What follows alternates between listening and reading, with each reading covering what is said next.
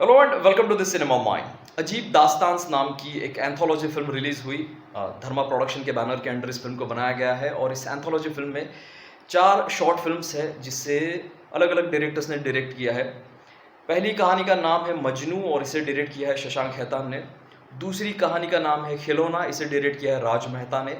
तीसरी कहानी का नाम है गिली पूची, इसे डायरेक्ट किया है नीरज घेवान ने। और चौथी कहानी जो है इसका नाम है अनकही, इसे डायरेक्ट किया है कायोजे ईरानी ने। ये कायोजे ईरानी जो है ये बमन ईरानी का बेटा है। इसने जो है स्टूडेंट ऑफ द ईयर पहला पार्ट इसमें एक्टिंग भी की है। अब ये कहानी के बारे में मैं अगर कहूँ तो सबसे पहली कहानी जो है जिसे शशांक खेतान ने डायरेक्ट किया है, ये नाम मजनू जो है बड़ा सिंबॉलिक नाम है और किस तरीके का मजनू है इसमें ये फिल्म के क्लाइमैक्स में हमें पता चलता है।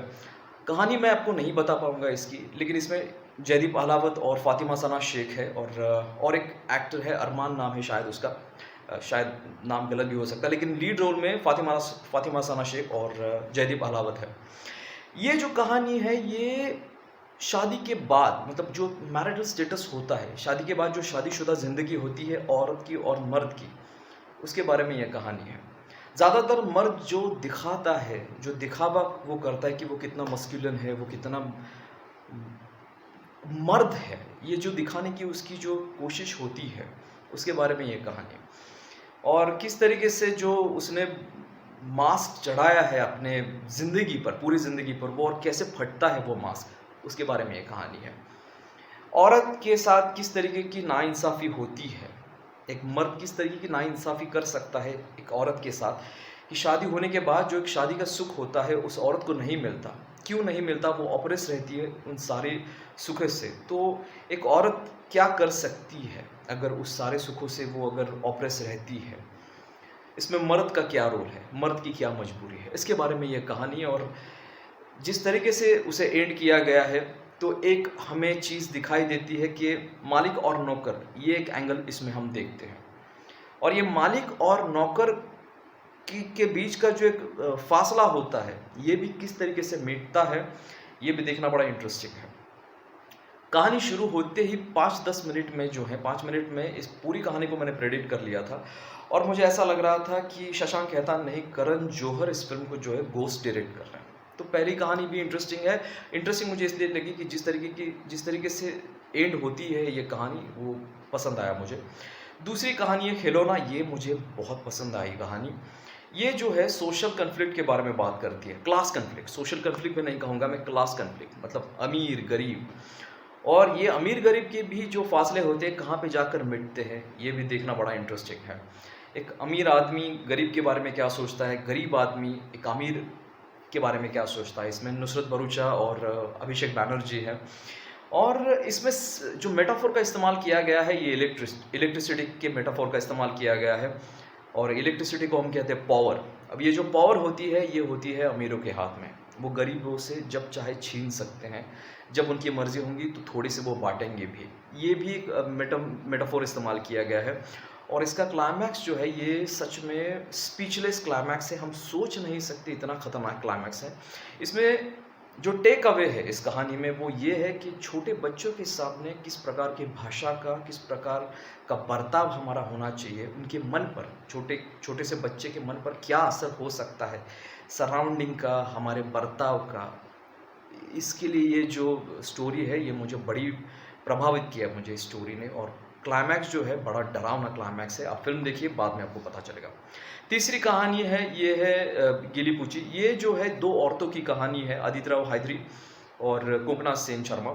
इसमें भी सोशल कन्फ्लिक्ट है, लेकिन इसमें कास्टिज़्म के बारे में सोशल कन्फ्लिक्ट है। ये 2 औरतें जो हैं अलग किस्म की औरतें हैं। अब ये अलग किस्म की औरतें किस लिए है, ये आपको फ़िल्म में देखना पड़ेगा। अलग अलग किस्म की, लेकिन अलग किस्म का होना ये बात अलग होती है। और सोसाइटी में एक रिस्पेक्ट चाहिए होती है, और ये रिस्पेक्ट जो है कभी कभार जो है कास्ट के बेसिस पर दी जाती है। बहुत सारी चीज़ें होती हैं, ज़्यादा खुल के मैं बात नहीं कर सकूँगा क्योंकि स्पॉयलर्स दे दूँगा। तो सेल्फ रिस्पेक्ट भी एक बड़ी इंपॉर्टेंट चीज़ होती है, तो उस रिस्पेक्ट को किस तरीके से हासिल करना है ये भी इम्पॉर्टेंट है। प्यार इमोशंस अलग चीज़ है और सोसाइटी में सेल्फ रिस्पेक्ट, रिस्पेक्ट ये भी अलग चीज़ है। तो इसमें भी हम कॉन्फ्लिक्ट देखते हैं, लेकिन वो कास्ट से रिलेटेड कॉन्फ्लिक्ट है। सेक्सुअल ओरिएंटेशन के बारे में चीज़ें बताई जाती है।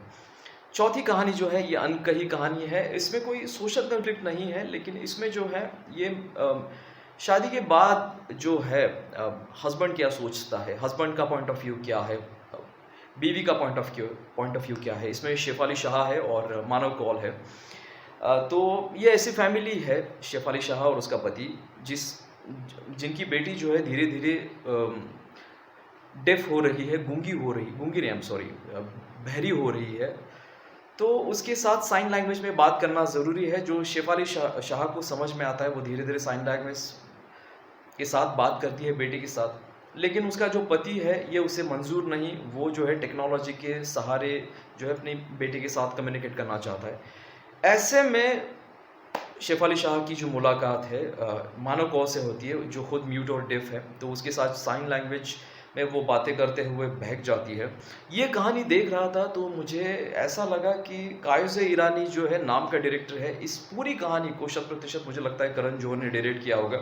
ये फिल्म जब मैं देख रहा था, मतलब ये जो शॉर्ट स्टोरी जब मैं देख रहा था, तो मुझे कभी अलविदा ना कहना नाम की जो फिल्म आई थी, सुपर फ्लॉप फिल्म हुई थी करण जौहर की, उस फिल्म की याद आई।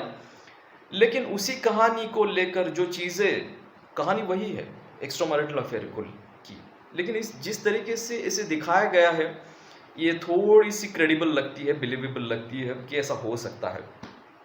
तो चारों कहानियाँ जो है ये या तो ये फिर मैरिटल स्टेटस के बारे में, वैवाहिक ज़िंदगी के बारे में बात करती हैं, या फिर कुछ सोशल चीज़ों के बारे में बात करते हैं। और चारों स्टोरीज़ में कॉमन चीज़ है सेक्स चीज़ जो है चारों स्टोरीज़ में कॉमन है। इसका रिव्यू नहीं किया जा सकता क्योंकि टेक्निकल सारी चीज़ों पे तो ये अच्छी है, म्यूज़िक, सिनेमेटोग्राफी, इसमें तो कोई नहीं। ये जो कहना चाहती है, ये बड़े पर्दे पर ये फ़िल्में जो है रिलीज़ हो भी गई तो इसे जो है ऑडियंस नहीं मिलेगा। तो ये कुछ कहना चाहती है, ख़ास करके जो है सेक्सुअल ओरिएंटेशन के बारे में, सोशल कॉन्फ्लिक्ट के बारे में, कास्टिज़्म के बारे में, मालिक और नौकर के बारे में, घर में जो कुछ ऐसी चीज़ें होती हैं जिस पर खुल के बात नहीं की जाती, उसके बारे में, बहुत सारी चीज़ों के बारे में ये जो है फ़िल्म बात करती है। बड़ी ही मैच्योर कंटेंट वाली ये फ़िल्म है। मैच्योर मैं इसलिए नहीं कह रहा हूँ कि इसमें कुछ एडल्ट सीन्स हैं, इसलिए मैं मैच्योर नहीं कह रहा हूँ। गाली गलौज भी है थोड़ा बहुत, कुछ एडल्ट सीन्स भी है, सेक्स सीन्स भी है, इसलिए मैं इसे मैच्योर नहीं कह रहा हूँ। इसमें जो कंटेंट दिखाया गया है ये बड़ा ही मैच्योर है और बड़ी मैच्योरिटी के साथ इसे देखना पड़ता है। तो इसके लिए जो है मैं कोई भी रेटिंग नहीं देना चाहता इस फिल्म को। इसे जो है बड़ी मैच्योरिटी से देखना पड़ता है, तो इसके लिए मेरे पास कोई रेटिंग नहीं है।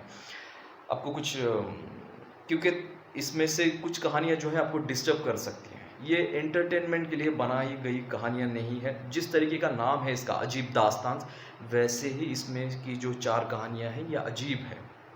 सच में आपको अजीब फील होगा, वियर्ड होगा, ऐसा होता होगा सोसाइटी में, मैंने तो नहीं देखा होगा, लेकिन डायरेक्टर ने स्टोरी लिखी है, 4 डायरेक्टर ने स्टोरी लिखी है, तो कहीं ना कहीं देखकर इंस्पायर्ड होकर ही ये कहानियाँ लिखी होंगी।